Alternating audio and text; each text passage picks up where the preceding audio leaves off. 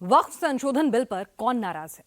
आम मुसलमान या फिर मुस्लिम वोटों की सियासत करने वाले सियासतदान, या वो मौलाना जिनकी दुकान इस बिल के पास होने के बाद बंद हो जाएगी? वक्फ संशोधन बिल को भारत के 20 करोड़ मुसलमानों से जोड़ा जा रहा है। बाकायदा मुस्लिम समाज को डराया जा रहा है कि अगर बिल पास हो जाता है तो उनकी मस्जिदें, कब्रिस्तान सब कुछ छीन लिया जाएगा। ये इस सारे नैरेटिव के पीछे आखिर कौन लोग हैं और उनकी नीयत क्या है? हैदराबाद के सांसद ओवैसी हैं, कुछ मौलाना हैं जिनकी मुस्लिम समाज में ही पकड़ दिन ब दिन कमजोर हो रही है। बाबरी विवाद खत्म होने के बाद मुस्लिम वोट की राजनीति करने वाले नेताओं और मौलानाओं के हाथ एक बड़ा मुद्दा लगा है। लेकिन क्या क्यूआर कोड वाला ये जो नैरेटिव है वो वाकई में मुस्लिमों के बीच चलेगा? पूरी डिटेल इस रिपोर्ट में। ये असदुद्दीन ओवैसी है, हैदराबाद से सांसद है, AIMIM चीफ है। ये साउथ से हैं। ये सैफुल्लाह रहमानी है, all India Muslim personal law board के अध्यक्ष हैं। बिहार से आते हैं। ये अरशद मदनी है, जमीयत उलेमाए हिंद के अध्यक्ष हैं। उत्तर प्रदेश के देवबंद से आते हैं। ये सरवर चिश्ती है, अजमेर दरगाह के अंजुमन सेक्रेटरी हैं। ये अनवर पाशा है, कर्नाटक वक्फ बोर्ड के चेयरमैन हैं। ये मौलाना शफीक अहमद कासमी है, कोलकाता की नाखुदा मस्जिद के इमाम हैं। इन सब का एक एजेंडा है, वक्फ बोर्ड के नाम पर मुसलमानों को डराना है, उन्हें भड़काना है, वक्फ बिल को संविधान के खिलाफ बताना है, मोदी पर मुसलमानों के पीछे पड़ने का आरोप लगाना है, प्रॉपर्टी को हड़पने का आरोप लगाना है।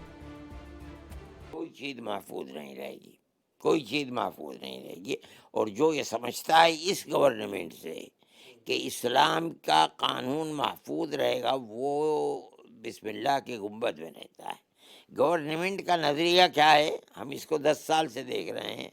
वो हर जगह बैठ करके जो कर सकती है इस्लाम और मुसलमान की मुखालफत के अंदर वो कर रही है। जांचती, कंसेंसस डेवलप करने के बाद एक्ट को पार्लियामेंट में लेकर आती। उन्होंने किसी से पूछा ना ताचा, एक्ट को लेकर आ गए सड़कों पे यूं कि हमें सरकार के चाल चलित चेहरे पे कतई तौर से यकीन नहीं है, मैलाफाइड इंटेंशन से। मुसलमानों ने इस जंग की आज़ादी में भरपूर हिस्सा लिया। तो जब इस मुल्क की आज़ादी के अंदर मुसलमानों ने अपनी जानों को कुर्बान किया, माल को कुर्बान किया, अपनी सलाहियतों को कुर्बान किया। वक्फ के पास 3,56,000 से ज्यादा संपत्तियां हैं, लेकिन इनमें से 32,000 पर केस चल रहे हैं।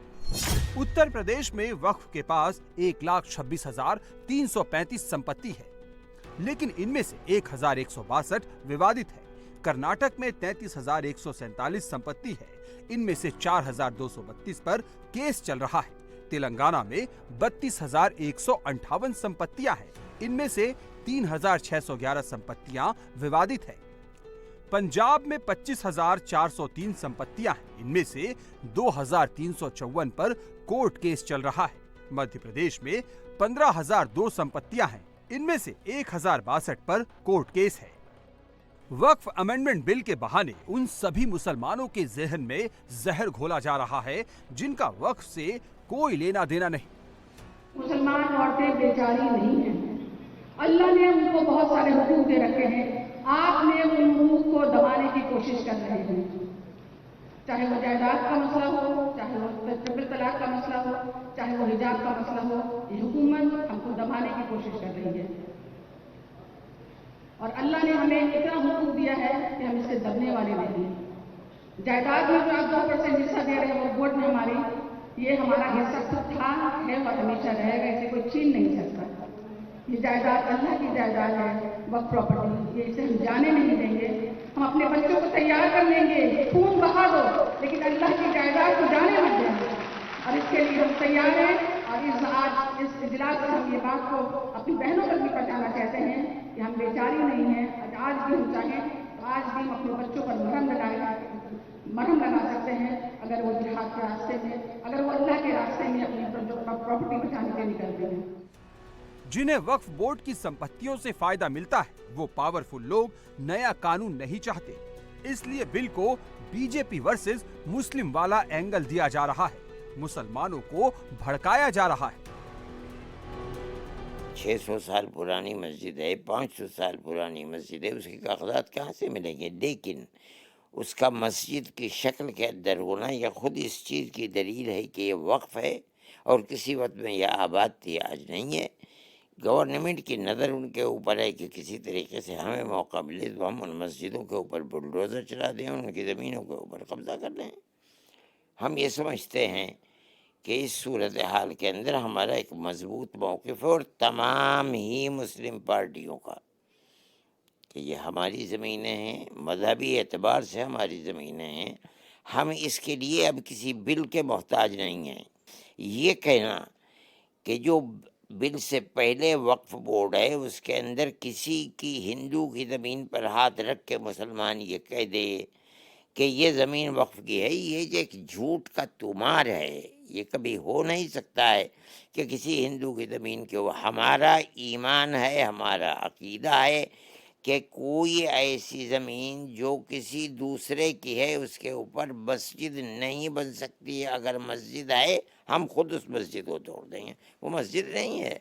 ये तो झूठ और इल्ज़ाम है। इस्लाम एक मज़हब है और ज़िंदा मज़हब है। ये थोड़ा ही कि कोई आदमी कुछ भी इस्लाम की तस्वीर। उस बिल में यह भी लिखा गया कि अगर वक्फ बोर्ड किसी के खिलाफ एक्शन लेना है तो नरेंद्र मोदी से पूछना पड़ेगा। रियासती वक्फ बोर्ड में तमाम मेंबर मुसलमान होते हैं, तो नरेंद्र मोदी ने कह दिया कि नहीं, सिर्फ मुतवल्ली कैटेगरी के और म्युनिसिपल कॉरपोरेशन के जो पंचायत के लोग जीतते हैं 3 या 4 बनेंगे, बाकी तमाम के तमाम हम किसी गैर मुस्लिम को बनाएंगे।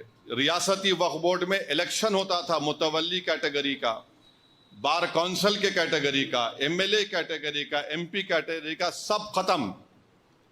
हुकूमत उनको नामजद करेगी।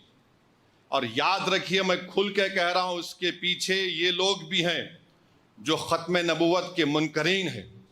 ये शयातीन, ये गंदी नाली के कीड़े इसके पीछे हैं।